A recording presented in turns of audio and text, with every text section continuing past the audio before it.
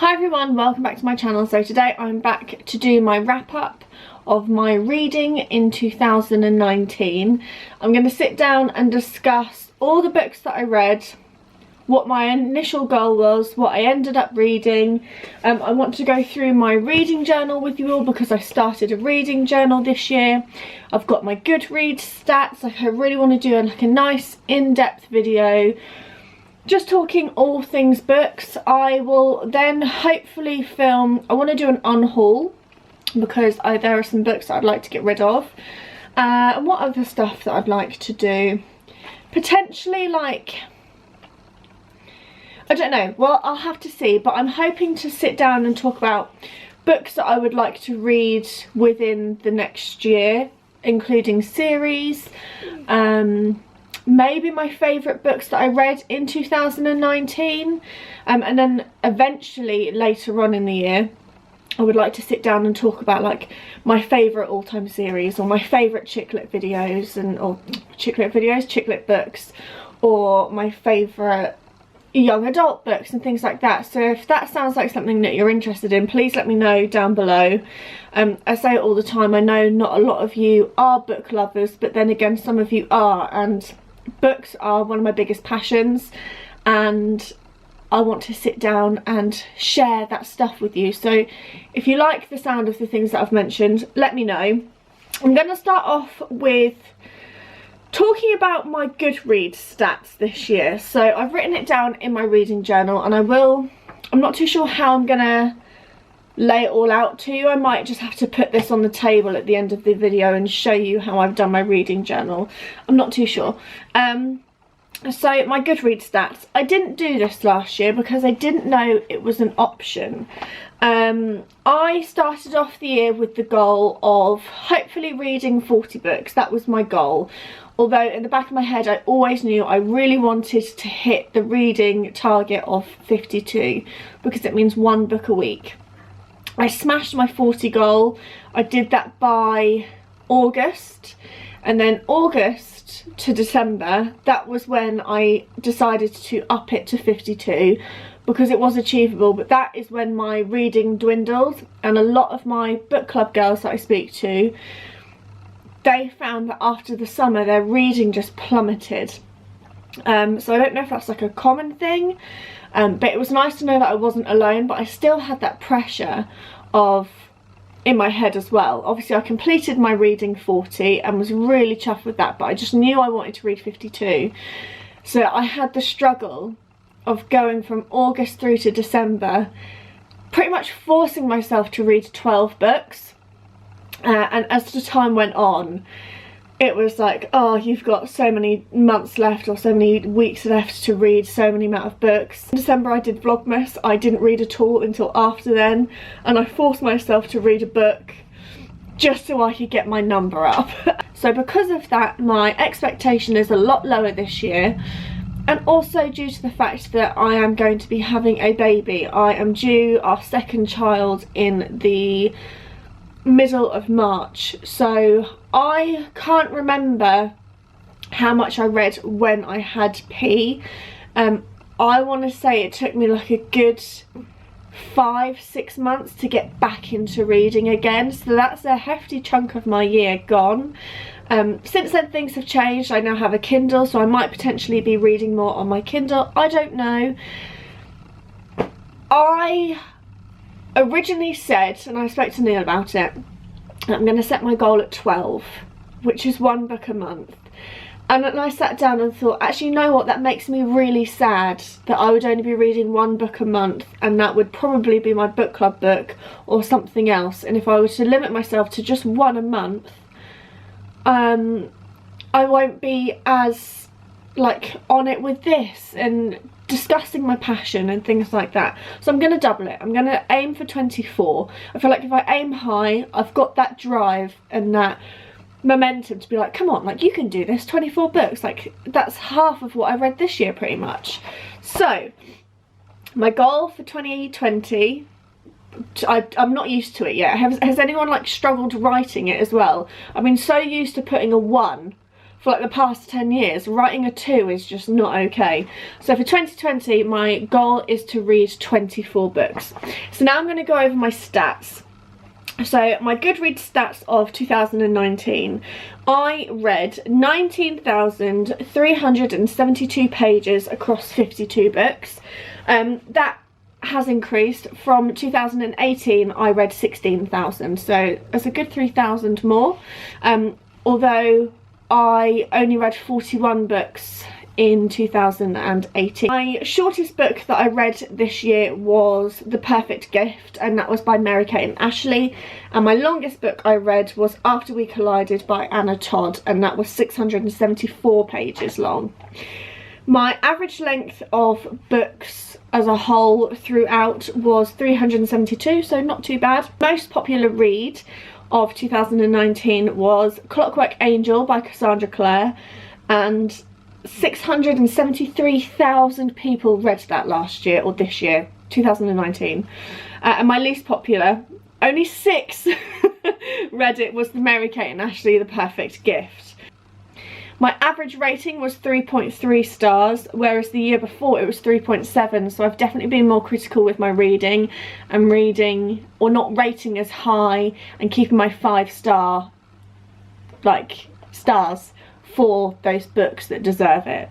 And the highest rated book that I read on my list that was rated on Goodreads was Ask Me His Name by Elle Wright, and the average she had was 4.61, which is really interesting. And if you aren't aware, that is a book about a mother losing her baby 4 days after birth, and it was a powerful read, to say the least. So my stats this year, I'm really happy. I almost read 20,000 pages. So like I said, I read 52 books. So now I'm just going to sit down and talk you through the books that I read within the month. I have got it all written down within my reading journal, so you have to excuse me if I'm looking down and looking back up. And also, I don't own all the physical copies. I think I counted that I only actually own 20 books that I read this year. The rest were either library or on my Kindle. So I will have to insert pictures here, which is, what's wrong? Okay, you just heard something. My cat sat right there. Don't do that, you're freaking me out. I don't enjoy that. You're on edge, chill, crazy cat. Yeah, so it's going to be an absolute mission when it comes to editing this. So the first book I started off with in January was Shattered by Terry Terry. I then went on to read The Last Piece of My Heart by Page 2, Mima J by Jane Green, I Heart Paris by Lindsay Kelp, and then I read 2 books on my Kindle, which was Did I Mention I Miss You and Did I Mention I Need You, both by the same author. That's the second and third book in the Dimily, I think that's how they say it, trilogy, by Estelle Masmake. I always pronounce that wrong. So in January I ended up reading 6 books. February was a really good reading month for me, and that was because I discovered one of my favourite series of all times. So I started off reading The Honey Trap by Carly Perrin. I then read Stalk Me by Gillian Dodd. I read Jane Fallon's Faking Friends. This was my first ever Jane Fallon that I have read, and I loved it. It was very good. The book that changed everything is After by Anna Todd. I actually read the entire series within my Kindle, but then they released the film edition in paperback in the UK, and I just needed it on my shelf. And I've got book talks on every single book apart in this series. Apart from Before, I get questions all the time. Did I read Before? You'll soon find out that I did, and I didn't like it. So there isn't a review for that one. So it started with After by Anna Todd. And I went on to read After We Collided, After We Fell, After Ever Happy, and then Before, all by Anna Todd. So in February I read 8 books. 8 books. What an achievement that is. In March, my reading bug did not stop, even though I went through a very depressive post-after time and did not know what to do with my life, because I dedicated so much time and energy to that series and those people. I still managed to keep my reading. So post reading after, I read 2 one-star books for me. I read The Deal by Elle Kennedy on my Kindle, as well as The Man Who Didn't Call by Rosie Walsh. Like I said, I gave them each 1 star. I thought they were awful. And then myself and my friend Emmy, who I talk about all the time, we went on to read Cassandra Clare. So this was the year that we did Cassandra Clare. So I started off with City of Ashes. This is book 2 in the series, if you aren't aware.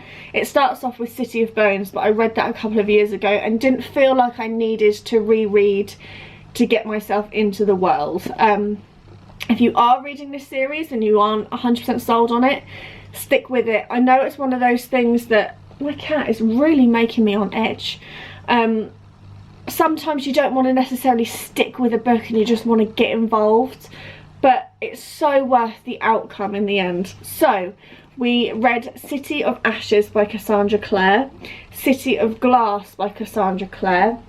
I will also quickly interrupt myself and say that there is a particular way that is advised to read these books. So it's a 6-book series. You have Bones, Ashes, Glass, and then you are advised, you can read it publication, but you're then flitting in and out of different worlds. So originally, imagine City of Bones is here, it was supposed to be a trilogy. Then they decided to continue the world. So then you are advised to read these. So this is the order that I read it in. So then we've got Clockwork Angel by Cassandra Clare, which is book 1 of Infernal Devices, book 2, which is Clockwork Prince, and then you've got book 3, which is Clockwork Princess. Then went on to finish the Infernal Devices, so we're back to the City of Bones ones, with City of Fallen Angels, which is book 4, City of Lost Souls, which is book 5, and City of Heavenly Fire, look at the size of that, which is book 6. You have to have finished, if you are going to read this series in publication order or however you want, it's not be all or end all, but it's just easier for me as a reader to have read 1/2, read this whole series itself as a collective, because it's set in a different time and different location, and then come back to this. You have to have read Clockwork Princess before you finish this. And no, I definitely went on a tangent there. In March, again, I read 8 books. What a reading year. And then we just gradually tail off and it dwindles. At my list that I didn't actually finish them within March. I still read 8 books in March, but 2 of them were carried over to April. The book I actually read in April was City of Lost Souls. Then I read Getting Rid of Matthew, which is by Jane Fallon. That was a book club pick of the month that month. I read Bared to You by Sylvia Day. And then I finished off with City of Heavenly Fire by Cassandra Clare. So in April I read 4 books. In May, I read Cozy Seaside Chocolate Shop by Caroline Roberts, Legendary by Stephanie Garber, that was a reread for me. I've Got Your Number by Sophie Kinsella. This is my first ever Sophie book and I really enjoyed it. I'm glad that I discovered her. Not that I discovered her this year because I owned her books, but I'm just glad that... Oh, I've moved my camera angle. Why? Oh, that's really annoying. There we go. I'm really glad that I actually took time to dedicate to read a couple of Sophies this year. I then read one of my favourite books of the year, and that was Love and Other Words by Christina Lauren, an incredible read, and if you can find it at your library or read it on your Kindle, I highly recommend it. And finally, I read Finale by Stephanie Garber. So in May, I read 5 books. In June, I had a not the best reading month. Looking at my star ratings, it ranged from 2 to 3 stars, so this is when I fell out of love with reading this month or this year. I read Burning Moon by Jo Watson, If You Could Go Anywhere by Paige Toon. Worst Paige Toon book I've read. Leave me a comment below, let me know if you've read this and what your thoughts are. I read this 6 months ago now and I still just... I'm really disappointed by it, but her new release that's coming out in May sounds and looks really good, so I'm excited to read that, and that will be a book club book. I'll do it for June again. So the new Page Tune that comes out in May will be a book club book club pick. So I read that one. I read another Christina Lauren, which was Sweet Filthy Boy, Illumini by Annie Kaufman and Jay Kristoff, After You by Jojo Moyes, and Once and For All by Sarah Dessen. Even though I had a low rating month, I still read 6 books. In July, I read Never Greener by Ruth Jones. I did a book talk on that. The Longest Holiday by Page Tune. Average middle ground Page Tune. I think that was the last page that I read within the year. And then I read Confess by Colleen Hoover. In July, I read 3 books, but bear in mind, in July, I was in my early trimester of pregnancy. In August, again, still remember that I was suffering quite badly in my first trimester, and P was then off nursery, so I didn't necessarily have me time anymore. I read Ask Me His Name by Elle Wright, 20s Girl, Where Are You? Here by Sophie Kinsella. I did a readathon when I was reading these, so I discussed my thoughts in that. If you want a little read and chat situ, go watch that. And then I read The Perfect Gift by Mary Kate and Ashley. So August, I read 3 books. September, I read 2 books.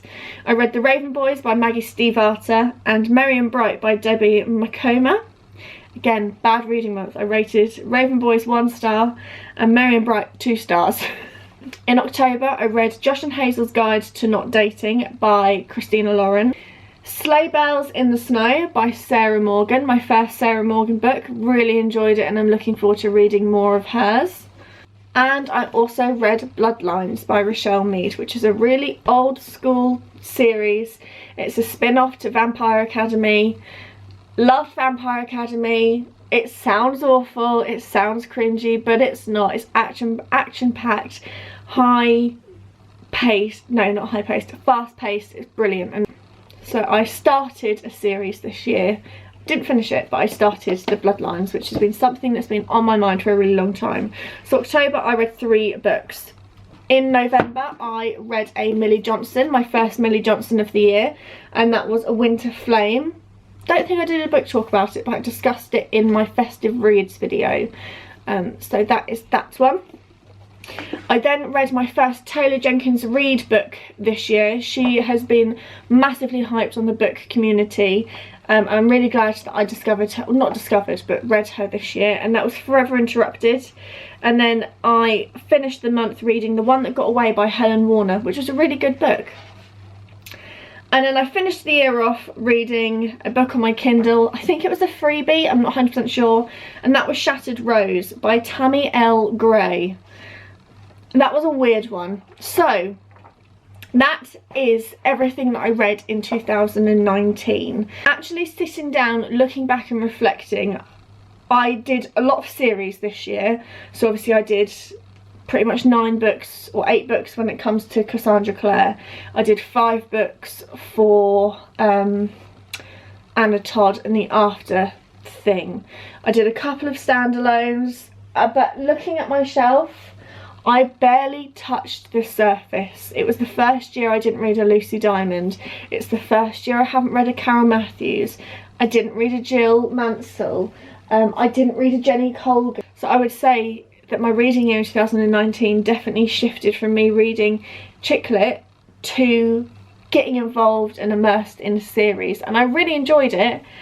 I just wish, I don't know, I feel like this year, so 2020, I'm going to be a bit more ruthless with my reading. As I've mentioned, and you'll see when I do my reading journal, I read a lot of 1 or 2 star books. And I don't like the idea of DNFing. If you don't know what that means, it means did not finish, do not finish, whatever. I don't like the idea of putting time into a book but not counting it if I don't finish it. And I also don't like spending money on a book and not finishing it even though I don't enjoy it. I feel like this year I'm going to be a little bit more cutthroat, and if I am reading a book that I don't enjoy, I don't have one on my shelf, I don't think, I'm just going to sack it off and just think, well, I've tried it for a day or two and I'm really not getting into it. Instead of putting myself in a slump, which is definitely something I did this year, because I was reading low star books for me, it was putting me off, like trying to get into it again. So I think I'm gonna potentially like sack books off this year, and if I don't like them, I'm gonna give them to my auntie to read first, and if she doesn't like them, then they'll go straight to the charity shop. I think that's the way I'm gonna try and do it this year. I think it'll be a lot healthier for my mind, and obviously I'm not gonna have the time that I have had previously to put into reading, because my spare time and everything about me is going to be consumed by the baby. Now my thoughts on my reading and hopes for 2020. I'm just going to sit here and just show you my reading journal, because it's nothing interesting. I'll do like up close shots and stuff, but I'm not one of these fancy people that like gets the camera angle and all of that. You know what you expect when it comes to me. So I just have this notebook from Home Bargains. It's a soft notebook. I've had it for years. Previously in there I've like just done lists and stuff. I've just done Roman numerals for the dates, that's 2019, and on my first 2 pages I've got my 2019 reading goal. I started this, I want to say, was it June? I think I started my reading journal, and I've really enjoyed doing it since then. So I've got my reading journal. I just did 52 squares and then just cut to size some washi tape, and then just written over the number once I actually hit my target. And then on this page it's my monthly favourites. So within the month, or at the end of the month, I sit back and reflect on what was my favourite read that I read within that month, and I've just listed it on this page. You'll see with my reading journal, it's very basic and very standard. It's not very fancy at all. Book club with Jess, if you weren't aware, I'm sure you are if you're watching this video. I have my own book club over on Instagram. Ironically, it's called Book Club with Jess. And I've just written down the titles and authors of the books that we read that month.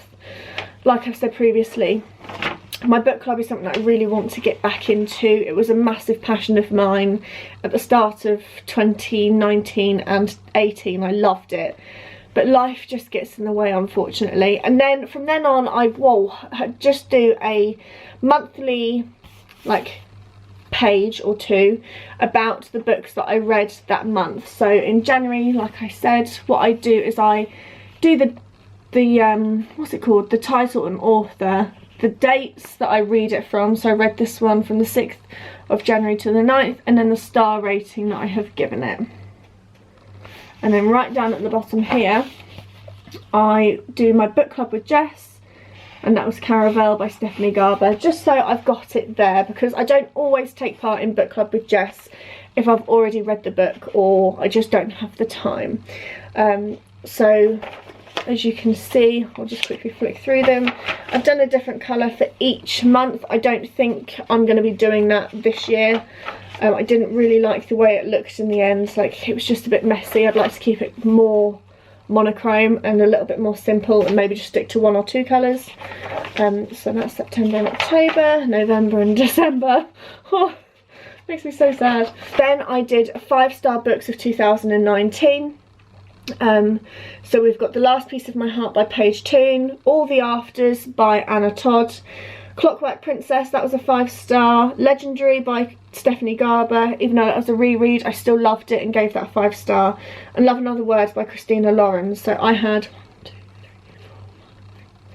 I only had 8 books as 5-star, which I think is really good. Previously in my reading, I would give them, like, if I enjoyed it, I'd be like, yeah, 5-star. Whereas last year, 2019, I really valued my 5-star reads. And then 4-star was like, yeah, that's a good read, I'd recommend it. 3-star was average, 2-star was not great, and then 1-star was, I absolutely hated that book. I did a book bracket. I saw this on Instagram. So what I've done here is I've written my favourite books that I read in the months, and then like, so Out of the Last Piece of My Heart and After 1. Out of Clockwork Princess and City of Heavenly Fire, Clockwork Princess 1. Love and Other Words and After You, Love and Other Words 1, like that. And then I've done Out of After and Clockwork Princess, After 1, blah de blah de blah. After was my favourite book of the year. I've got my spread for my Goodreads stats, so I've just done a little bit of underlining there, nothing too fancy. And then all I've got left is my Owls readathon in May and my Newts readathon in August. Everything that is within my reading journal from last year. I'm going to continue using this notepad. I've done my Roman numerals already for 2020. I haven't started it because I don't know how I'm going to structure it and how I want it all to look and stuff like that. But I'm excited that it's a new year, a new start for a reading year, and I'm looking forward to filling it in. I really recommend doing a reading journal if you can, if you have the time, or if it's something that you're interested in. I loved doing it. It made me feel really accomplished, and it's nice to look back on and it's nice to reflect on. I do track my reading through Goodreads, obviously, because I have my Goodreads stats. I think that's linked in the down bar. If not, I think my name is just jcoachery on there, which is the same as my Instagram handle. And I think that's everything I've got to say. Sorry if this was a bit long and a bit waffly, but I had a good reading year. I would like to be a little bit more diverse than this next one. I've got goals and stuff that I would like to ideally read in 2020. Leave me a comment below. Let me know if you like the idea of the book videos that I suggested at the start of this video. If you've got any others for me, leave them down below. If there are any challenges and stuff you'd like me to do, please leave them down below. Book content is a lot easier to pre-record, and obviously having the baby and stuff, it's nice to be able to have something quite easy that I can fall back on, which is something that I enjoy anyway. So I'm gonna go. Leave me a comment below and also let me know your reading challenge, what you did last year, what you hope to achieve this year, whether you're increasing, decreasing, whether you do not finish books. I'd love to sit down and discuss all things books with you all. And finally, follow me on my book club Instagram, which is Book Club with Jess. It's private, but I always accept anyone. I am a little bit slow on the DMs and stuff, but if you message me, I will do my best to reply. So I hope you all enjoyed, and I will see you all in my next video. Bye!